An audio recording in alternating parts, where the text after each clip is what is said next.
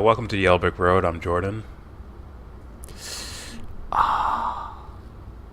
You can say your own name now. You have your own microphone.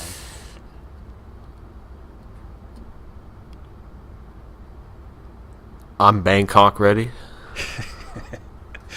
He's Pistol Pete. Pistol Pete. He's Dirk Diggler. I am Dirk Diggler. Alright, so we're going to be talking about Stefan Molyneux and Nassim Taleb. Something like that. It ain't American, so I don't care. But, there's only one... Alright, so this is Stefan Molyneux's response video to Nassim's article, rant sort of thing. Mm-hmm. And there's only one point I'm really going to argue about. There's a full, 3-hour something video we did on... It's on Twitch. Yeah. Which I bet no one watches, but whatever. This pretty short video is just going to be about something Stefan brings up in his rebuttal. It's called free will. I'm gonna explain why that's interesting after we watch this clip. Right after I say this, you know what the best part about having mics now is that no one can. Your quality sucks, and the best part is you can say shit without them seeing your mouth move. You know, it's like, welcome. Here, go back. It's like instead of welcome, it's welcome to the Yellow Brick Road, and da da da da da da da. It can be all mystic like that, you know. And welcome. Anyways, here's a clip from Stefan Molyneux's rebuttal to Nassim Taleb. And wait for that keyword. I think you'll hear it twice. Keywords, I should say. Free will. Never had a high five, huh? So what he's saying is that IQ accurately predicts life outcomes, or accurately predicts, say, salary for people who are less intelligent, but it gets less predictive of people as they become more intelligent. Right? Gives it a little thing called free will and choice. That's one. He will say it again. He'll say it again. And options. And also, here's another thing too. As people get super smart, it becomes increasingly difficult to have a conversation with a person of average intelligence. Right? So there is a cap on, say, for instance, university around 130 or so, maybe high 130s. After that, you don't see a lot of people at university. Why? Because they have a tough time navigating social issues with people who are many standard deviations below them in intelligence. So it becomes even more difficult at the highest levels of intelligence to predict outcomes. I know this video isn't really about this, but I think that's a silly statement to make. I think as far as language and comprehension, there is a process to it, right? Shakespeare wasn't just born writing Shakespeare.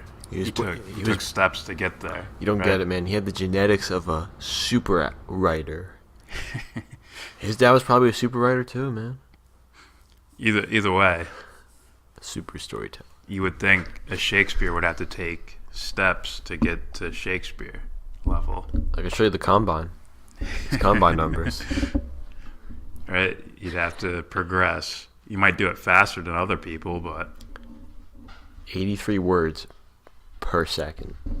Either way, he had to progress, which means he had to learn the quote-unquote lower IQ level language.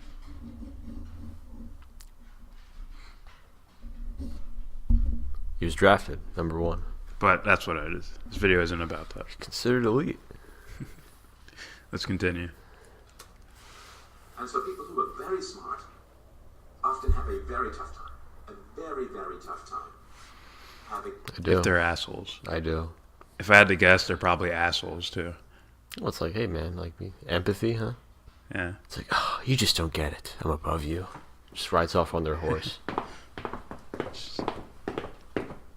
I'm pretty sure they understand normal language, thus they can. Yeah. They don't have to use, convexity and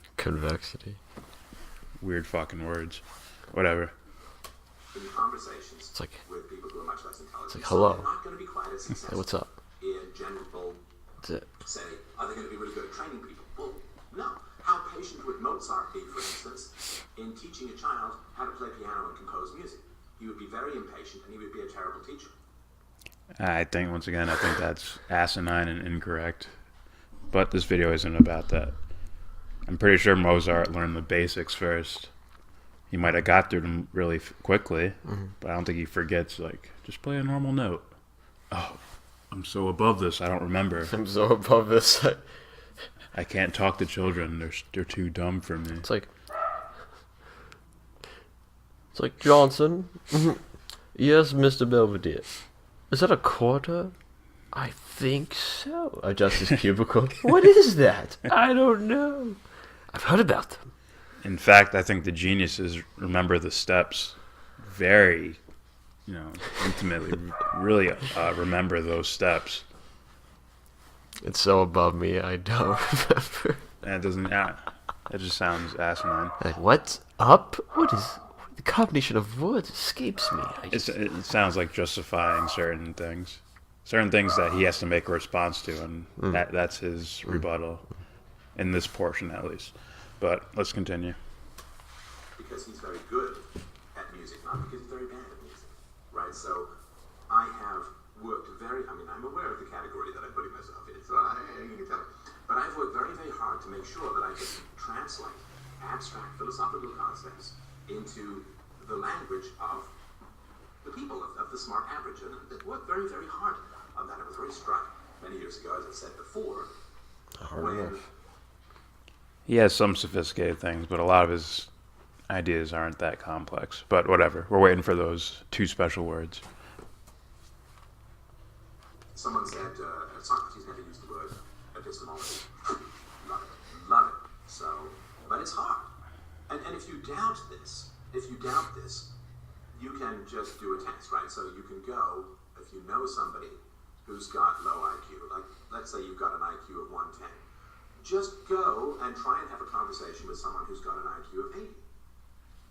And you're going to find that it's really, really tough. There's lots of misunderstandings, there's trippings, there's assumptions, it's really, really tough. So sure, what he's saying here is that if you're of very low intelligence, IQ predicts outcomes very well, but if you have very high intelligence, then the IQ test does not as accurately predict. And that's partly because of, as I said before, free will, a variety of choices, variety of outcomes, and also because the very, very smartest people have a very tough time having any kind of productive conversation with less intelligent people. And I mean, think if you're just... All right.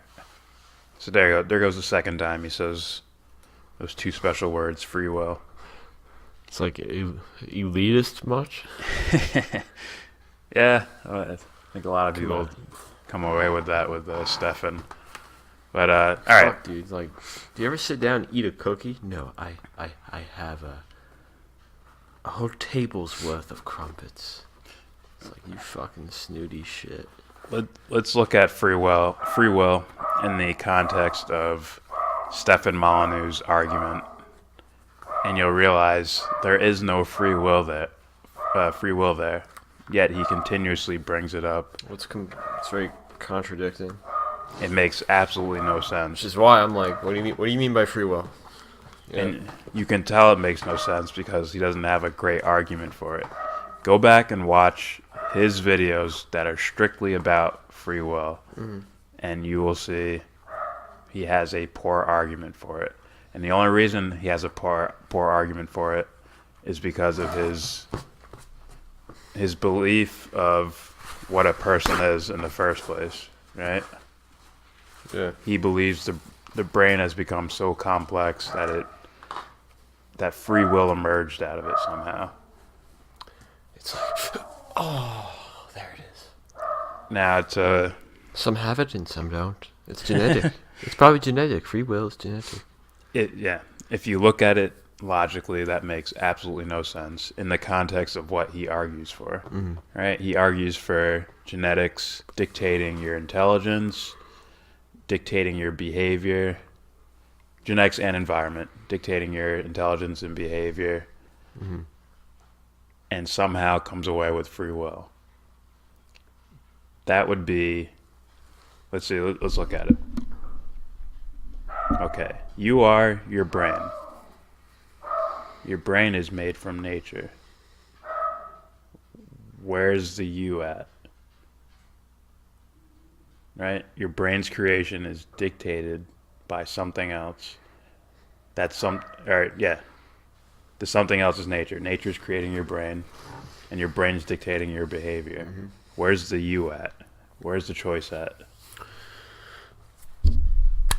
And no matter how complex you say the brain is, it's still a biological thing. It's not a spirit, right? It's like you're like It's it's matter. It's like you are C3PO, whatever the fuck.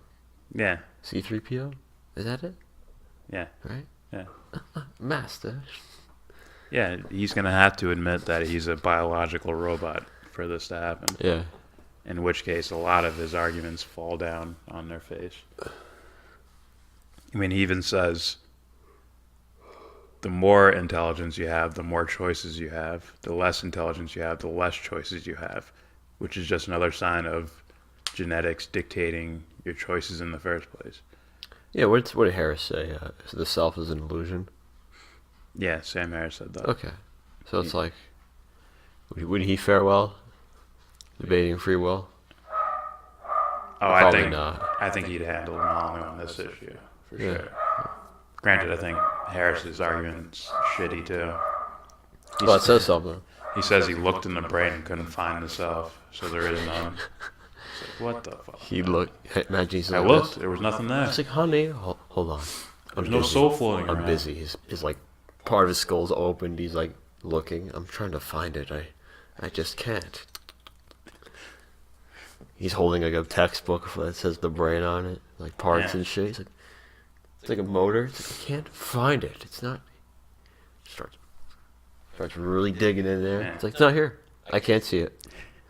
So yeah, go back, look up Stefan Molyneux and determinism, and watch his arguments. There's one in particular toward this guy who is a determinist, and he's saying, Stefan, you're actually a determinist and don't even realize it. Mm-hmm. You're changing the definition of free will so that you can say there's free will, rather than calling it what it is. And you're, at least in his model of what a person is, Yeah. it's Like it's biologically dictated movements. There is no choice there if it's already predetermined by your biology. it's like, His IQ argument falls apart there too. it's like, you're determinist, you know. It's like, hey, I don't know if I like that. How dare you? I feel threatened. So, once again, this is like the Jared Taylor situation where you're in a quagmire if you just ask one question. I asked Stefan about free will, and I asked Jared Taylor about theology. Right? No matter which way they answer, they're sort of fucked. If I ask Stefan about free will, if I ask Stefan about free will, either he says yes, there's free will, which then leads to his IQ argument and behavior argument falling apart, because then there's a ghost in the machine, right? There's a being inside the biology. If he says, fuck it, I'll throw away free will, then he has no free will. Imagine that empty existence where you walk around believing you had no free will. It's like, damn, you were fucked. You were existentially in despair now. It's like, my what? But I love my kids. No, you don't.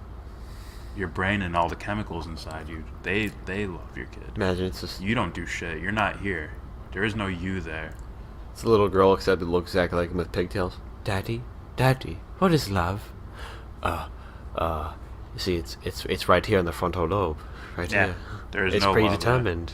Yeah, there would be no love without choice. There's no morality, for sure, without choice. Yeah.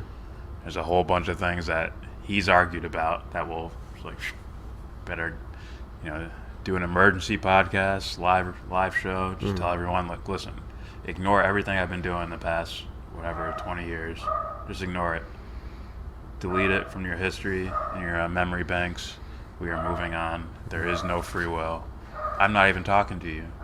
It's nature talking to you. It's a biological machine talking to you. There is no me here. And the same thing goes with Jared Taylor. As soon as if he accepts theology, which most likely is Christianity, now, like, oh, there's a soul in the body now. So how is your genetics and behavior, or genetics and IQ, or genetics and anything gonna hold up? It's always these guys who take pictures like this. Like that. I'm just saying, their whole shit falls apart with simple questions. Yeah. Simple lower IQ questions. It's like, hey man, who are you? Well, if you look at the studies, let me tell you this quote about this guy. This guy said, no, I don't care about him. I care about you. Yeah. What's up? So It's like a diversion, I swear. So Stefan's gonna have to, for him to keep the free will argument, he's gonna have to prove there's a self there. If he proves there's a self there, he's gonna have to drop the whole genetics and behavior argument. Oh yeah. Straight up. Alright. That's it for us. Thanks for watching. Please subscribe if you feel like. Always comment. Always hyperventilate when you're writing your comment. And as usual, give this video a beautiful thumbs down. Say you wanna get in.